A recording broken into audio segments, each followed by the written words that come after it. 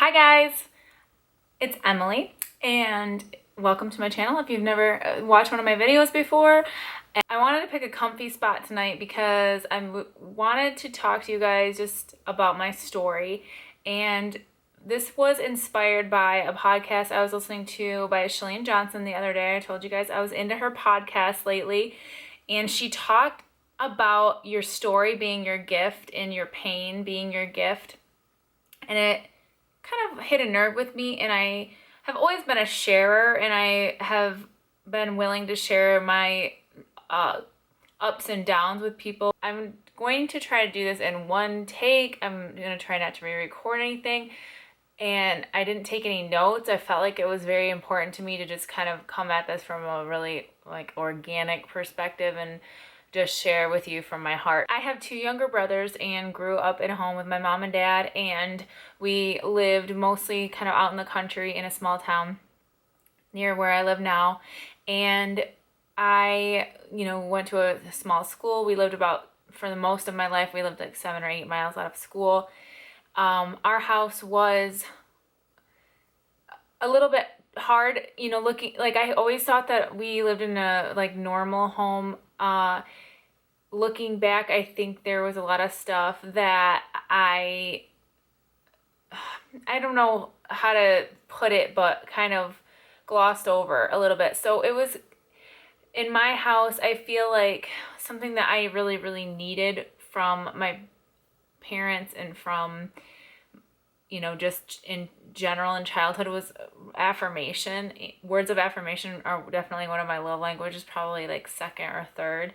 And I don't feel like it's something that I got a lot as a kid. And I feel like I was always striving to be a people pleaser, and I was always striving to make people happy around me. And I did get praise from teachers and aunts and uncles and from strangers sometimes, depending on what the situation is. For having red hair. My brother and I at the grocery store, people would stop and talk to my mom and talk about us having red hair. I just think that I kind of started off on a foot of wanting to earn that from my parents and probably people in general. So as the time went on, I had otherwise normal childhood. I got to play sports, and I participated in things at school. I know in high school I did choir, and I got to do a lot of extracurricular activities. We went to camp every year, summer camp. So my parents definitely provided a lot for us as kids as far as opportunities. If you have seen my weight loss surgery story, you've heard the story about a boy in the 6th grade calling me a fat pig, and that kind of resonated with me in a time where I already felt kind of unattractive. Middle school, it's the worst. And so I really internalized that. And from that point on, I think that was the turning moment for me, as far as I felt like every guy thought that I was fat. And so I never thought any guy would ever think that I was attractive. And looking back, I was a cute kid, I was not the heaviest of, I wasn't that heavy. I was overweight probably for, my age, but by no means anything crazy. So I never really dated in high school. I fell for my boss at work when I was a senior in high school, and I was madly in love with him. And we would hang out, and I started getting introduced to his friends, and we would go over, and my girlfriends and I would go over and hang out at his friend's townhouse because they were older and it was fun over there. And I was just head over heels. And he ended up going back to his girlfriend at one point, and we would reconnect later on. And then he would go and date another girl, and we never really got very romantic or anything like that. You have to picture he's one of the first guys that I really felt actually liked me and was interested in me. So once that happened, that I had gotten that, I felt I didn't want to let it go. And I was just very much felt like I was in love with him. And, I would even try to be where he was going to be. Later on, after doing this on and off, I ended up getting pregnant with my daughter when I was like 23 years old. I was really scared at the time, and there was a time in my life where I would have been thrilled by that because I was so in love with him that I would have felt like that attached me to him, and that, you know, I like he like was stuck with me basically.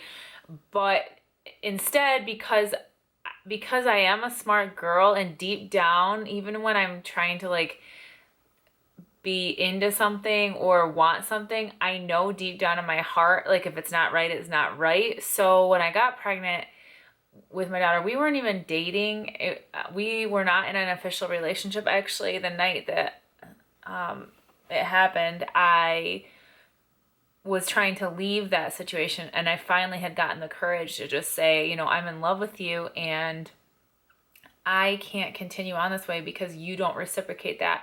And so, because I would always just be hanging out at his house, and it was like we were friends, and sometimes we would like do romantic things very occasionally, but you know, generally speaking, we were friends. And but he wasn't taking me out on dates or anything like that, and I knew like his heart wasn't in it for me.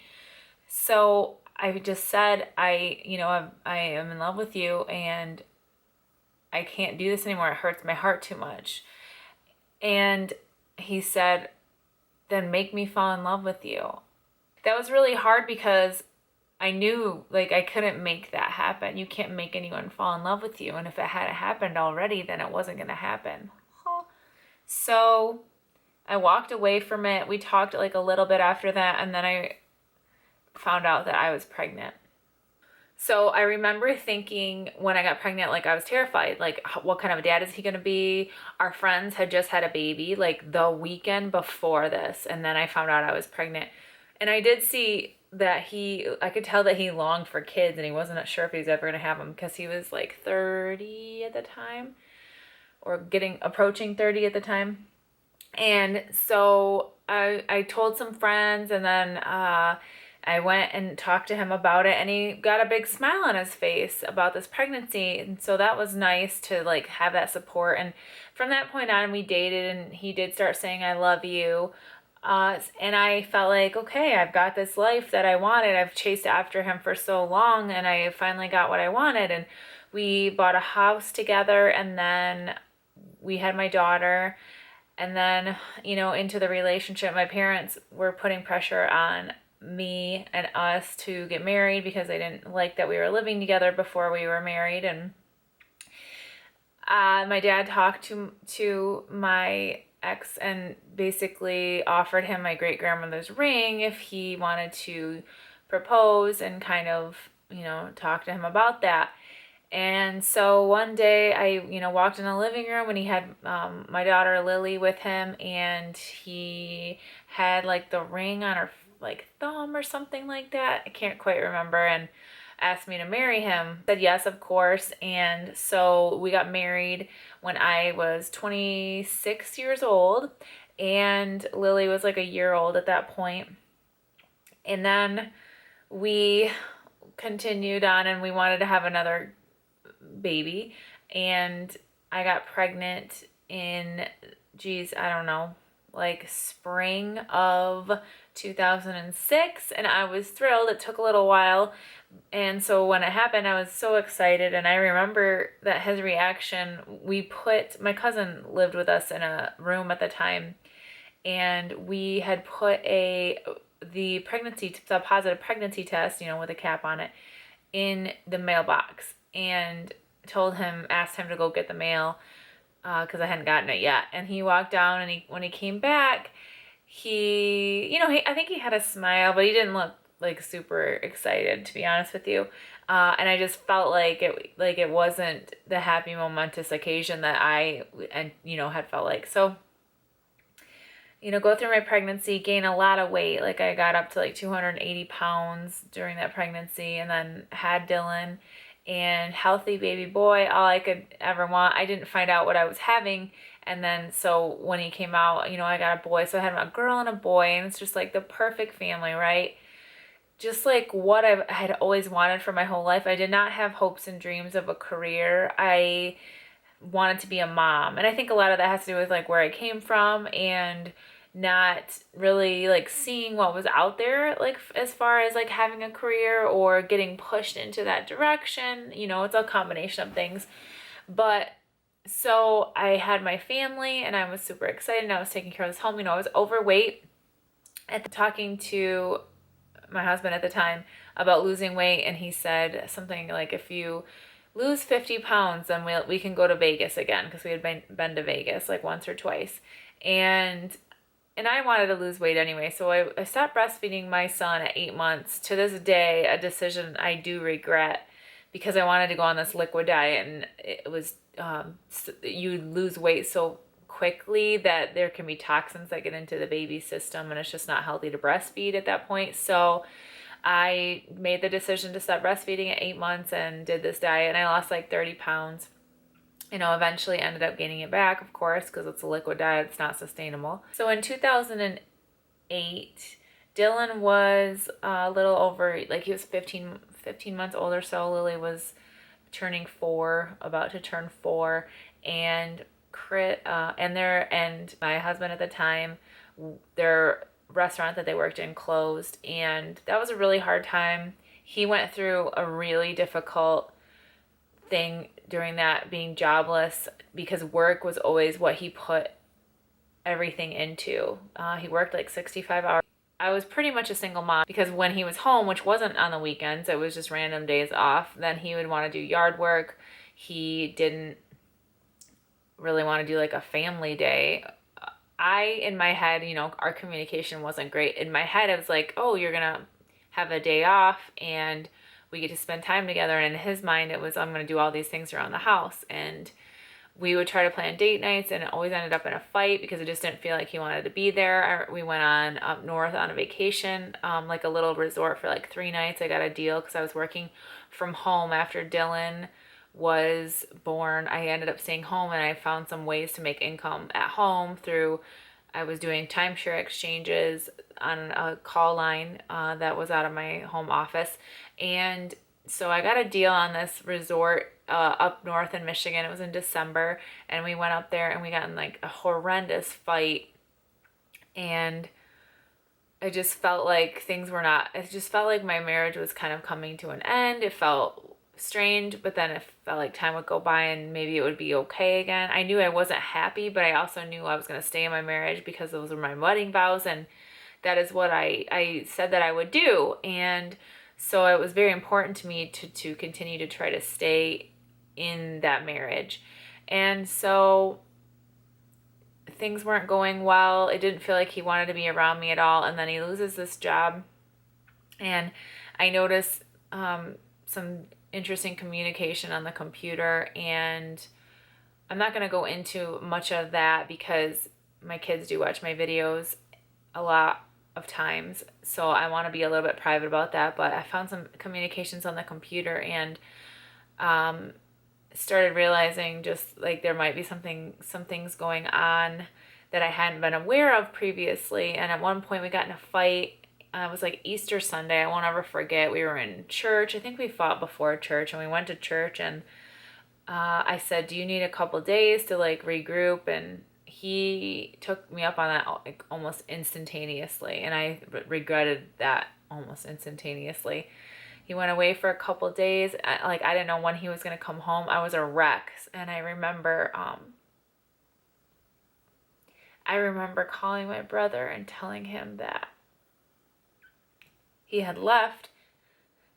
And I'm sure my brother must have heard how sad I was in my voice. And him and my sister-in-law were in the car, and they lived across the state in Ann Arbor, which is about 2 hours from here. And they said, we're on our way. We are already in the car, and we're just going to drive straight there. Still one of the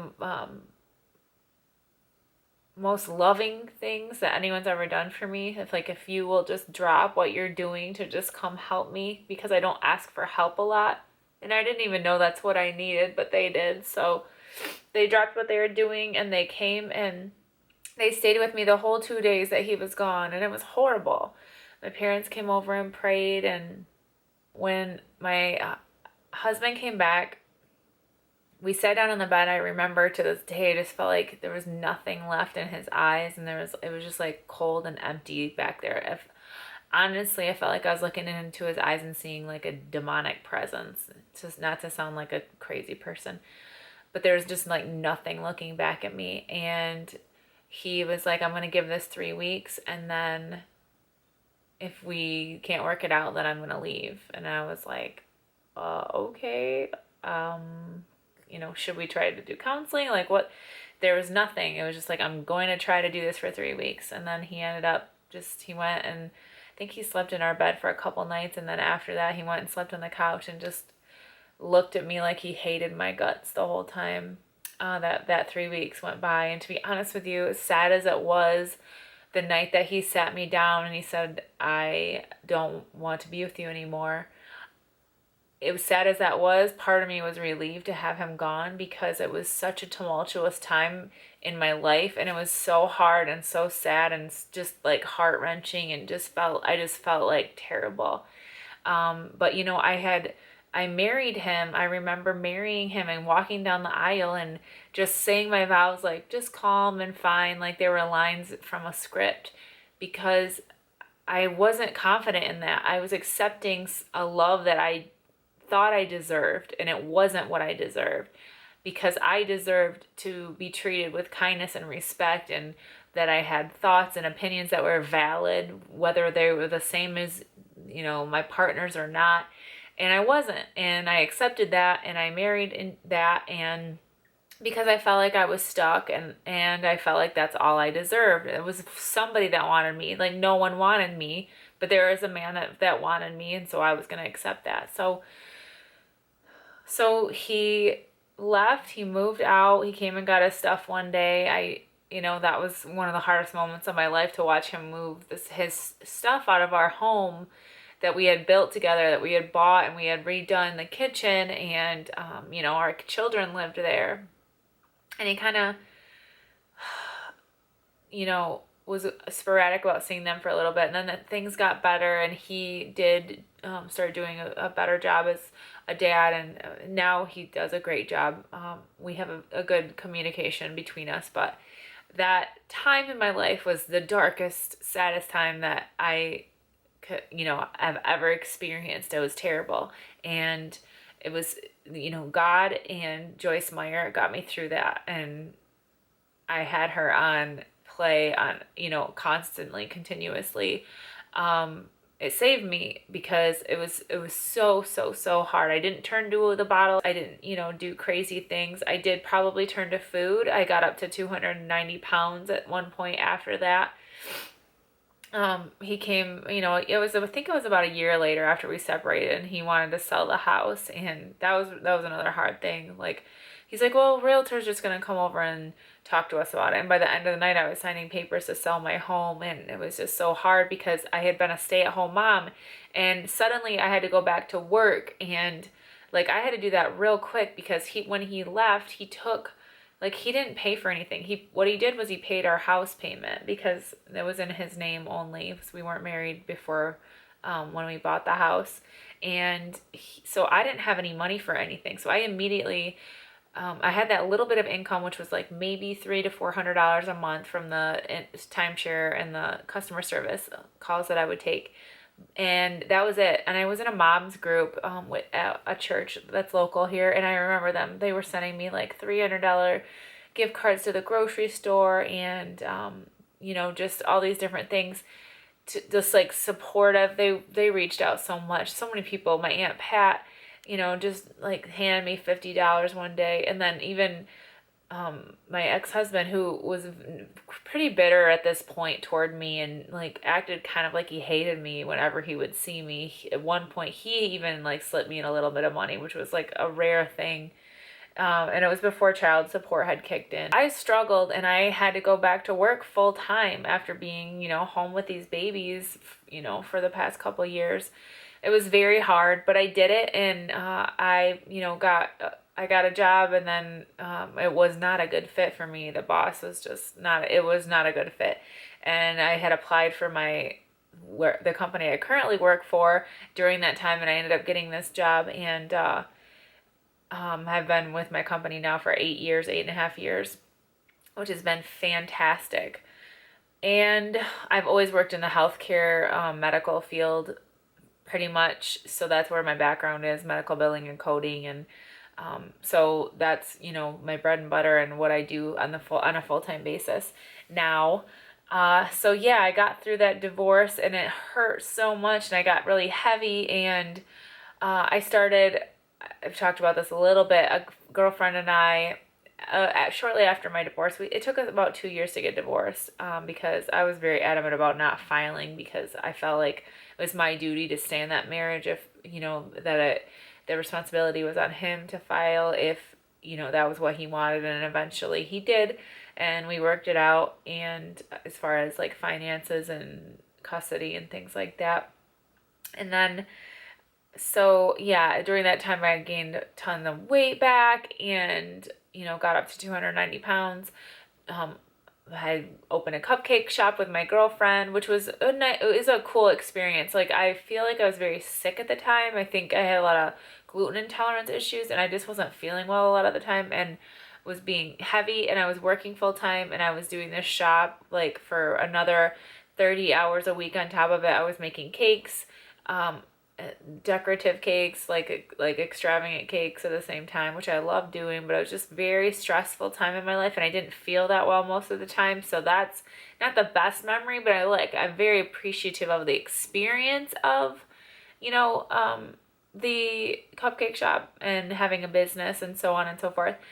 But then I went back and just was like working again, and I ended up qualifying for my surgery. You can watch that whole story in the weight loss surgery story video, which is actually below. But I had surgery and lost a decent amount of weight, like 90 pounds, like within 10 months, and kind of sat there for a little bit. And then I started dating, and I dated a guy for a little bit, like a couple months, and he broke it off with me. We broke up. He talked about that he was a pathological liar or something, and I was like, what is going on? Like, what is even happening in my life right now? And then I continuously dated after that. I've been on more dates than you even want to know, and ended up let's see. So, during that time, not much was happening, not much was different. I was still working and just kind of living life and enjoying myself.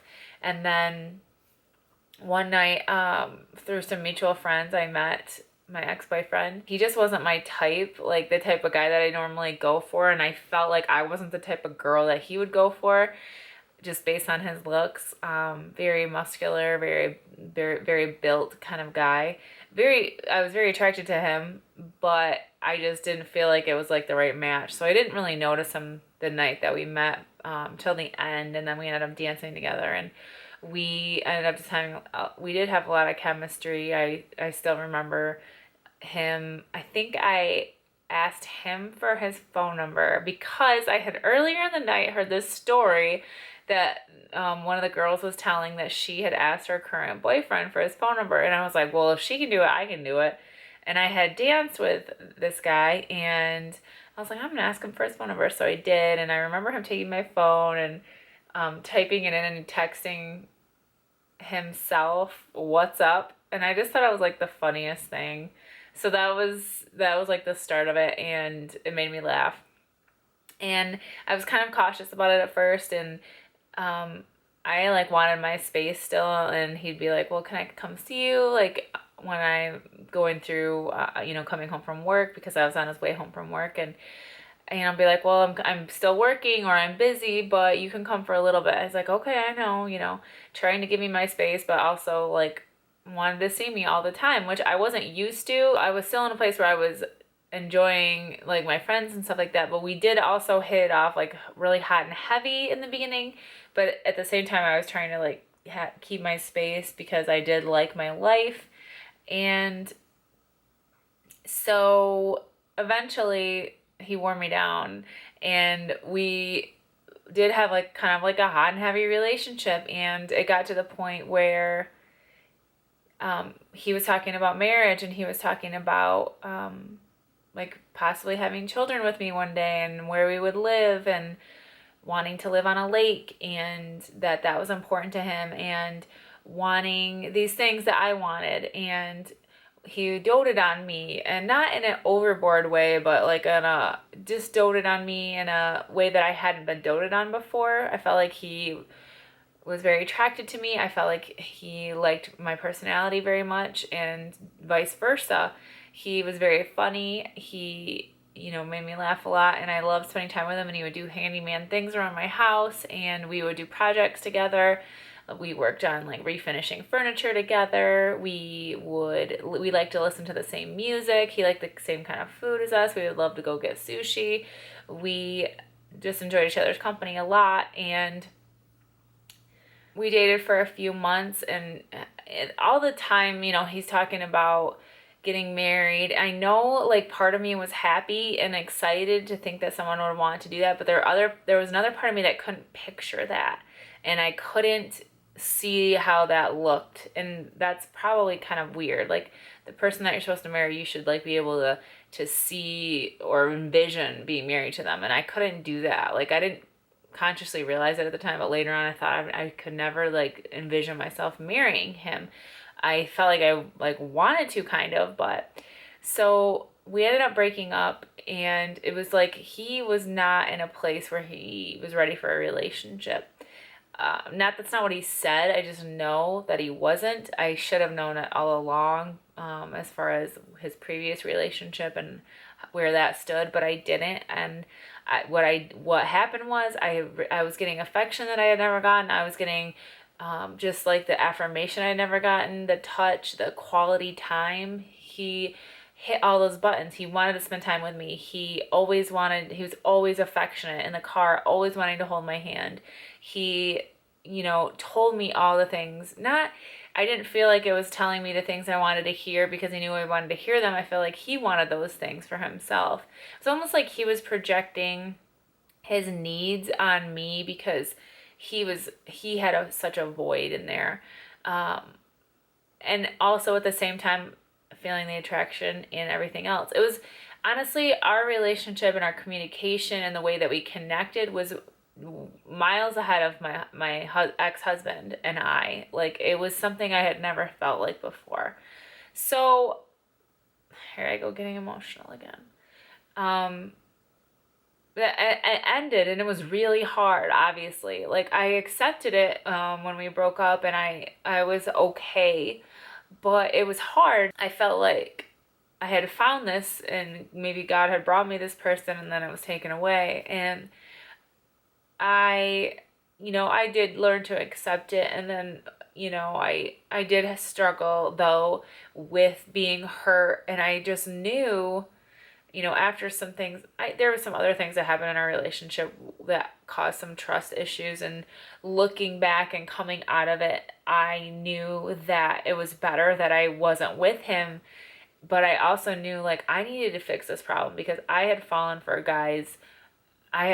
another guy in between my ex-husband and this boyfriend that was totally bad for me also. And so I knew that I needed to like get some help and figure out why I kept falling for these guys that just were not good for me.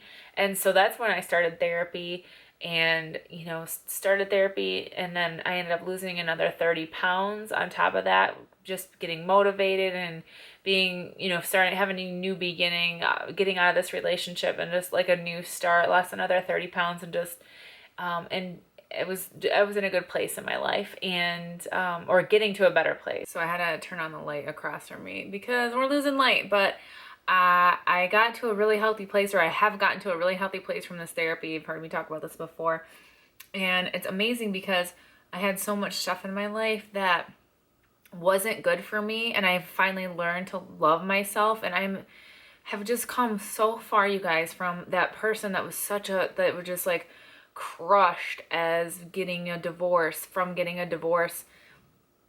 devastated, so hurt, so empty. I felt like a piece of trash that had been thrown away after that divorce.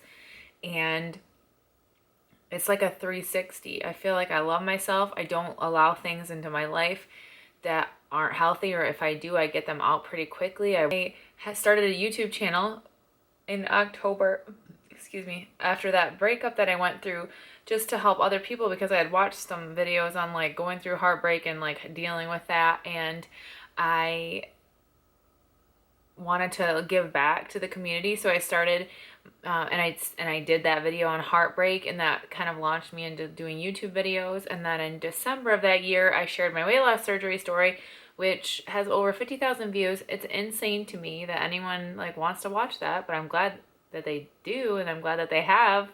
And I'm thankful if you've seen that story and you're here. But it's just amazing. It's been so therapeutic for me to go and do these videos. It's been so therapeutic for me to just, you know, value myself. And I'm not currently dating because it's just my priorities are so much more focused on work and business and my children. And yeah, I don't know. I wouldn't have gotten through this without God. And I'm thankful to God that He has allowed me to see who I am, and that I have value as a person just for being on the planet. Not for anything I've done for anybody, not for anything that I've had to earn, not because I did or didn't do something a certain way, but I'm a valuable person just as me, myself. And that's like the biggest thing that I think I've learned, is that I have value in this world just because I was born into this world. You know, there are so many more things that I want to do to help people. That's always been my passion. I always knew, and I have previously shared at church and things about my divorce story, because I know there's other people going through those things. I've always been a sharer of some sort.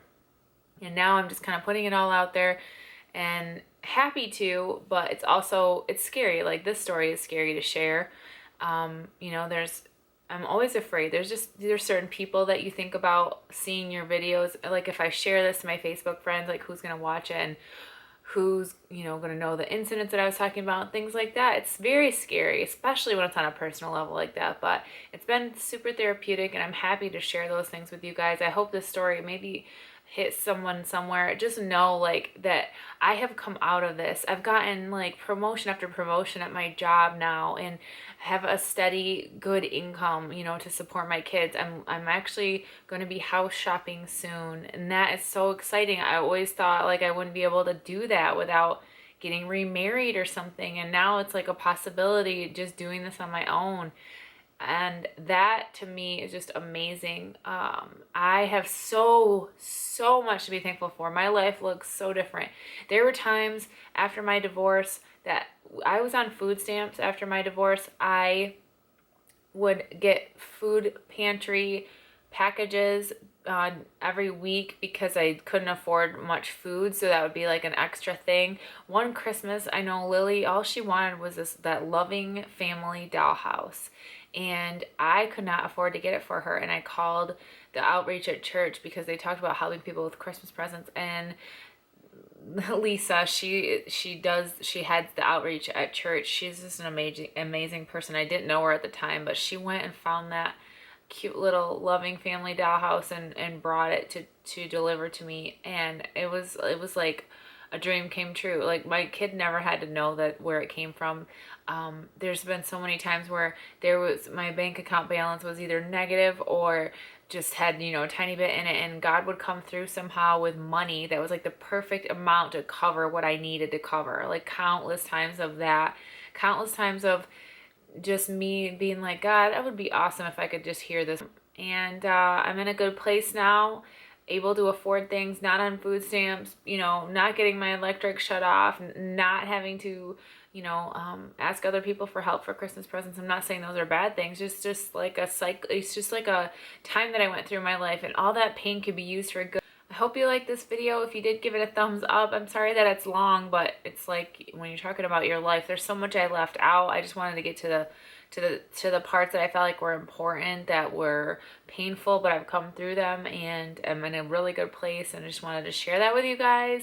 And I know that everyone goes through hurts and struggles, and if you're going through some, I'm with you. I feel your pain. I've been there. I totally get it. You know, I I've literally laid on my floor and just been sobbing, crying, so hurt, out of my mind hurt. I've gone through all sorts of different things with my family, and I didn't want to really go into that because I don't want to like say bad things about people or have that out there. I just want you to know that you're not alone. So I love you all, and thank you so much for watching as always. Yeah, I think that's all I have for you. I'll see you in the next video.